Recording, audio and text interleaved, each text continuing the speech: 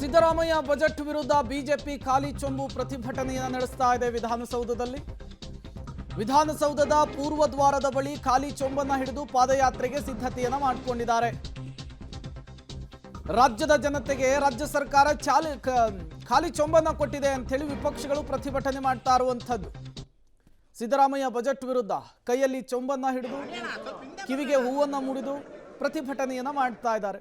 But ಇಲ್ಲೂ ಕೂಡ ಎರಡು ಟೀಮ್ ಆದಂತೆ ಕಾಣಿಸ್ತಾ ಇದೆ. ಒಂದು ಕಡೆ ವಿಜಯೇಂದ್ರ ನೇತೃತ್ವದಲ್ಲಿ ಪ್ರತಿಭಟನೆ ಮಾಡ್ತಾ ಇದ್ರೆ, ಮತ್ತೊಂದು ಕಡೆ ಆರ್ ಅಶೋಕ್ ನೇತೃತ್ವದಲ್ಲಿ ಹೇಳಿಕೆ ಕೊಡುವಂಥದ್ದು ಸಾಗ್ತಾ ಇದೆ. ಕೃಷಿಕರಿಗೆ ಮೂರು ನಾಮ ಎಳೆದ ಸರ್ಕಾರಕ್ಕೆ ರಾಜ್ಯದ ಕೃಷಿಕರಿಗೆ ಮೂರು ನಾಮ ಎಳೆದ ಕರ್ನಾಟಕ ಬಜೆಟ್ ಖಾಲಿ ಚೊಂಬು.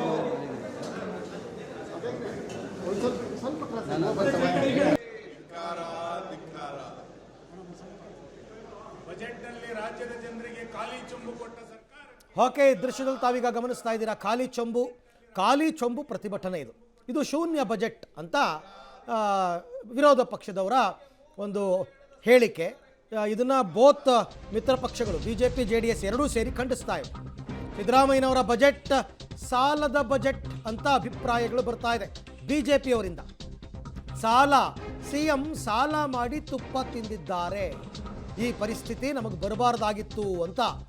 CM ಬಜೆಟ್ನಲ್ಲಿ ಉಪ್ಪು ಹುಳಿ ಖಾರ ಏನೂ ಇಲ್ಲ, ಬರೀ ಖಾಲಿ ಚೊಂಬು, ಏನೂ ಇಲ್ಲ ಅಂತ ವಿಪಕ್ಷ ನಾಯಕ ಆರ್ ಅಶೋಕ್ ಅವರು ವ್ಯಂಗ್ಯವಾಡ್ತಾ ಇದ್ದಾರೆ. ಒಬ್ಬೊಬ್ಬರೇ ಸರ್ಕಾರದ ವಿರುದ್ಧ ಮುಗಿ ಬೀಳ್ತಾ ಇದ್ದಾರೆ. ಈ ಬಜೆಟ್ನಲ್ಲಿ ಏನೂ ಇಲ್ಲ ಅಂತ. 246 ಸಾಲ, 25ರಲ್ಲಿ 1,16,000 ಸಾಲ. ಈ ವರ್ಷ ಅದೆಲ್ಲವನ್ನ ಮೀರಿಸಿ 1,32,190 ಕೋಟಿ ಸಾಲ.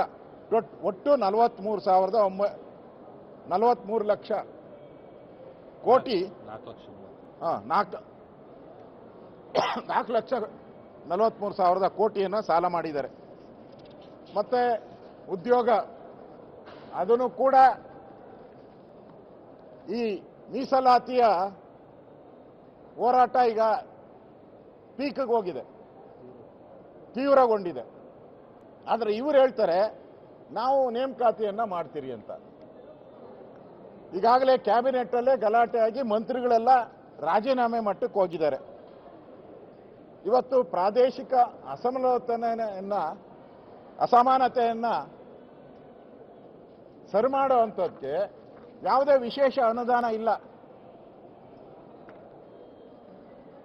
ಅದು ಉತ್ತರ ಕರ್ನಾಟಕ ಭಾಗದಲ್ಲಿ, ಕಲ್ಯಾಣ ಕರ್ನಾಟಕ ಭಾಗದಲ್ಲಿ ವಿಶೇಷ ಅನುದಾನಗಳು ಯಾವುದೂ ಕೂಡ ಇವತ್ತು ಕಾಣಿಸ್ತಾ ಇಲ್ಲ. ಇವತ್ತು ಗ್ರಾಮೀಣ ಭಾಗದ ರಸ್ತೆಗಳಿಗೆ ಯಾವುದೇ ಹೊಸ ಯೋಜನೆಗಳಿಲ್ಲ. ಗ್ರಾಮೀಣ ಭಾಗದ ರಸ್ತೆಗಳು ಹಾಳಾಗೋಟಿದೆ, ಯಾವುದೇ ಹೊಸ ಯೋಜನೆಗಳನ್ನು ಇಲ್ಲ.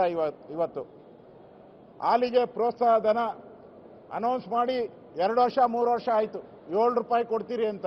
ಅದರ ಸುದ್ದಿನೇ ಇಲ್ಲ, ಇಲ್ಲಿ ಒಂದೂ ಇಲ್ಲ. 7 ರೂಪಾಯಿ ಕೊಡ್ತೀನಿ ಅಂದರು. ಯಡಿಯೂರಪ್ಪನವರು ಪ್ರಾರಂಭ ಮಾಡಿದ್ರು, 2 ರೂಪಾಯಿ 3 ರೂಪಾಯಿ ಪ್ರಾರಂಭ ಮಾಡಿದ್ದೆ ನಾವು. ಈಗ 7 ರೂಪಾಯಿ ಕೊಡ್ತೀನಿ ಅಂದರು, ಅದೂ ಕೂಡ ಇಲ್ಲ.